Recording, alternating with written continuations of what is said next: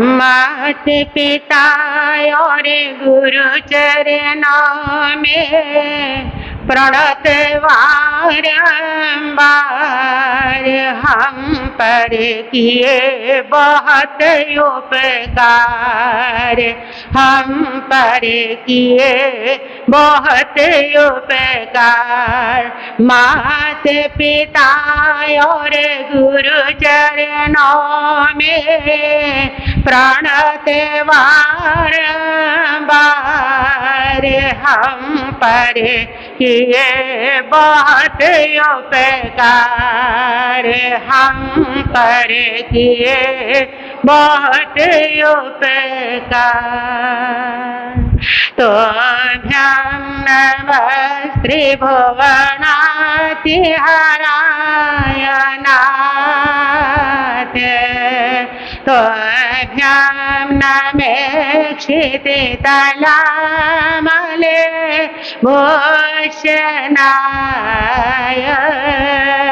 तो भ्याम नमः त्रिजगत परमेश्वराय, तो भ्याम नमो जिन भवदधि शोषणाय। तप सेवा संयम और शांति से बने स्वयं मुक्ति का द्वार। हो तम चर्य आयो तम साधना, हो तम था जिनका आचार। निर्मल मन और पावन तन, सरल सत्य सहज व्यवहार। ऐसे गुरनी है मकुमर को मेरा वंदन बारंबार। ऐसे गुरनी है मकुमर की बोलो सारे जय जयकार। तपाचार्य सद्गुरुवर्या श्री हेम कुमार जी महाराज साहब के शासन ज्योतिओ प्रवर्तनी डॉक्टर श्री रवि रश्मि जी महाराज साहब के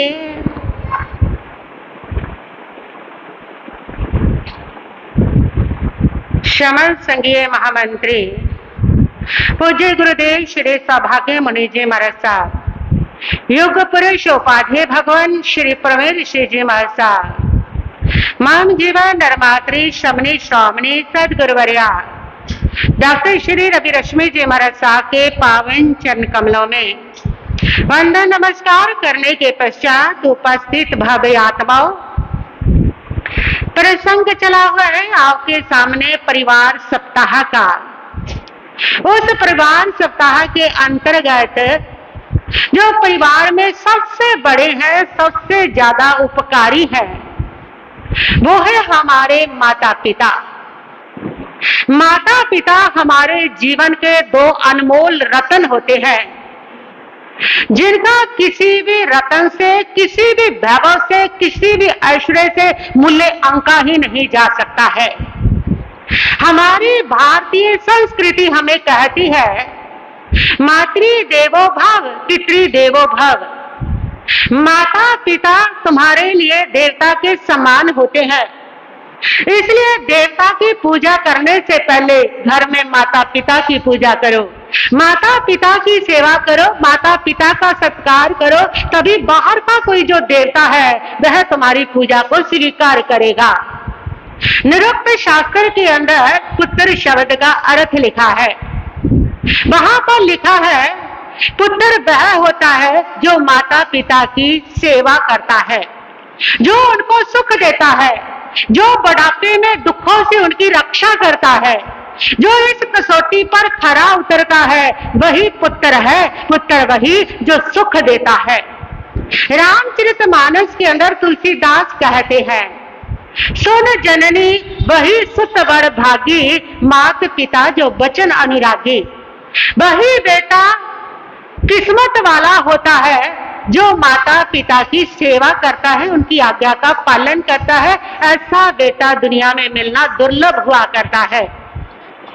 और सिद्ध शास्त्र भाई गुरदास की बार 37 में लिखा है कि जो लोग माता पिता की सेवा नहीं करते हैं, दान करते हैं, तप करते हैं, पुण्य करते हैं, शास्त्र स्वाध्याय करते हैं, उनका किया हुआ ये सारा धर्म व्यर्थ हुआ करता है, बल्कि वे छली और कपटी हुआ करते हैं।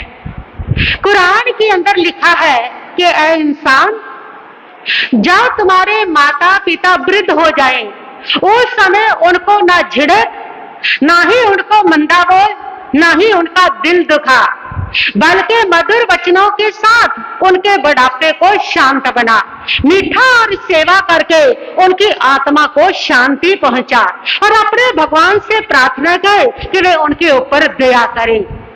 मुसाई शास्त्र एंजल के अंदर लिखा है कि जो लोग माता पिता की सेवा नहीं करते हैं, उनका इस धरती के ऊपर ना रहना ही ठीक होता है, क्योंकि वो धरती के लिए भार हुआ करते हैं।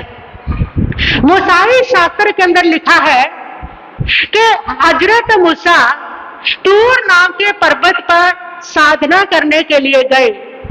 वहां पर उनको आकाशवाणी हुई, तो अंत में उन्होंने कहा कि मुझे कोई शिक्षा दी जाए।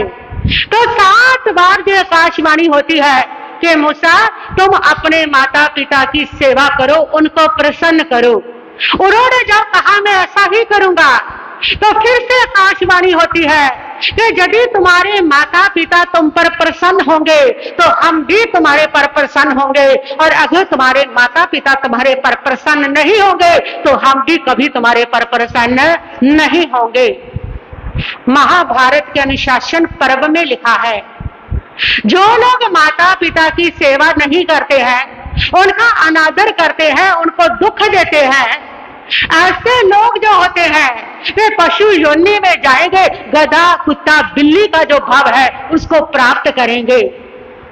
जो लोग अपने माता पिता की सेवा नहीं करते, उनका मंदा फल उनको भोगना पड़ता है, ऐसा ग्रंथों में लिखा है। वहां पर लिखा है, जो लोग माता पिता को आंखें दिखाते हैं वो अंधे बनते हैं, जो लोग माता पिता को कड़वा बोलते हैं वह गूंगे बनते हैं, जो लोग माता पिता पे हाथ उठाते हैं वे लुंजे बनते हैं, जो माता पिता को लात मारते हैं वह लुल्ले बनते हैं, जो माता पिता को भूखे रखते हैं वह कोड़ी बनते हैं, जो माता पिता को तकलीफ देते हैं वह दरिद्र बनते हैं। ये मैं नहीं कहती, ये कर्म सिद्धांत कहता है, ये मैं नहीं कहती, ये तुम्हारे ग्रंथ कहते हैं, ये तुम्हारे धर्म शास्त्र कहते हैं, ये तुम्हारे सारे महापुरुष कहते हैं। माता पिता की सेवा करने वाले जो लोग होते हैं वे दुनिया के अंदर अवश्य समृद्ध बनते हैं। हमारा इतिहास इस विषय में हमारा पथ प्रदर्शन करता है। कहते हैं नचिकेता को जब उनके पिता ने घर से बाहर निकाल दिया नाराज होकर के, तो जम नाम के महात्मा ने उनको उस समय आशीर्वाद दिया और कहा कि मांगो, क्या मांगना है।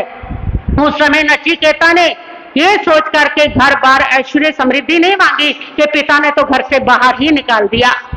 उन्होंने ना संपत्ति मांगी, ना रिद्धि मांगी, ना सिद्धि मांगी, एक ही बात मांगी कि मेरे पिता नाराज हैं, बस वो मुझ पर क्या हो जाए, प्रसन्न हो जाए।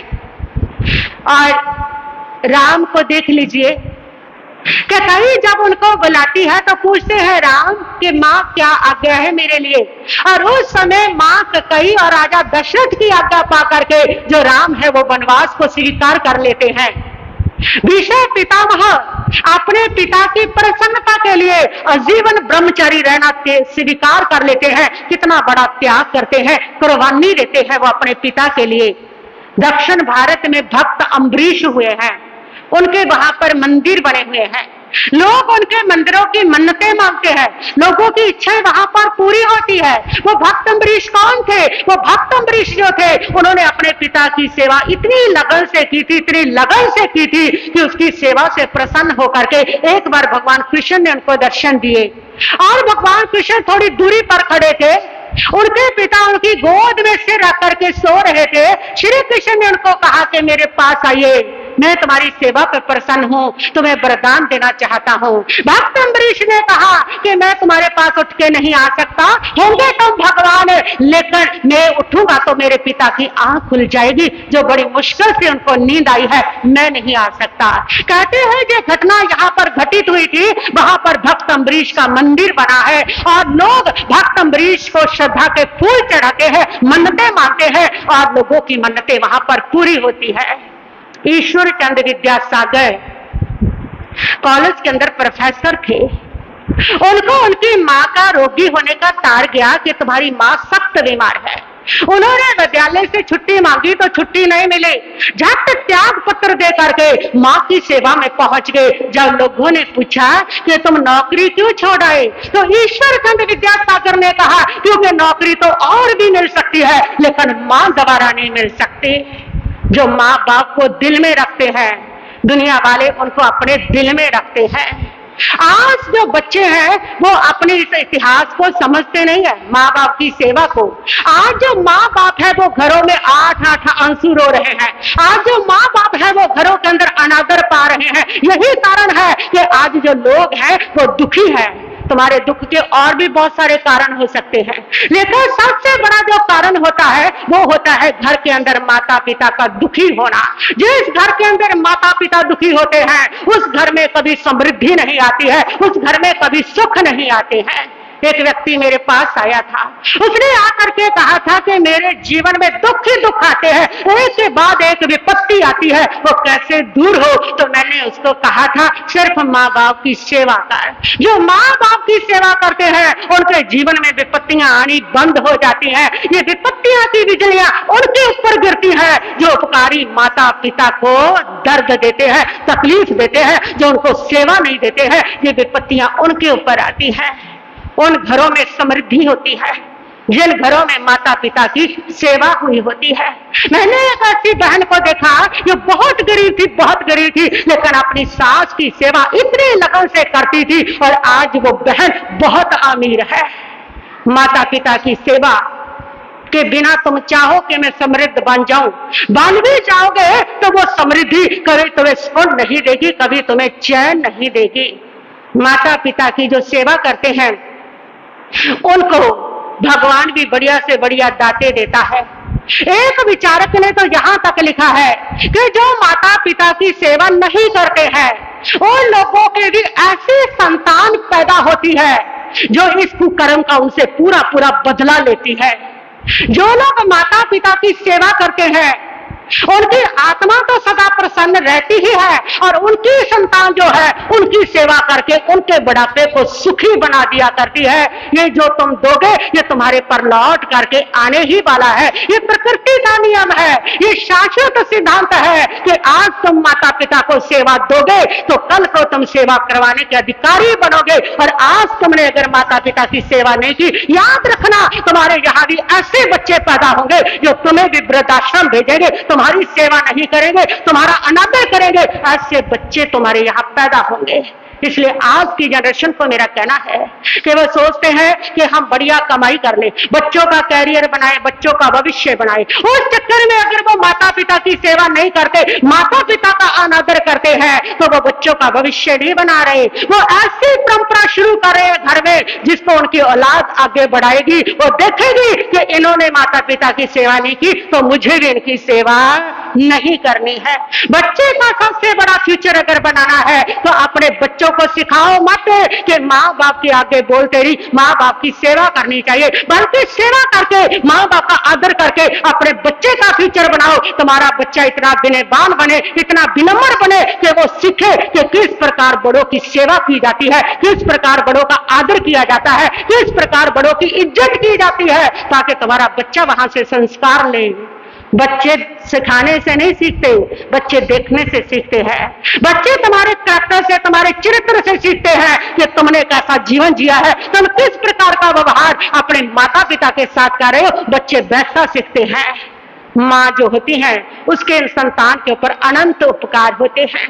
माँ जैसी ममता किसी में नहीं होती।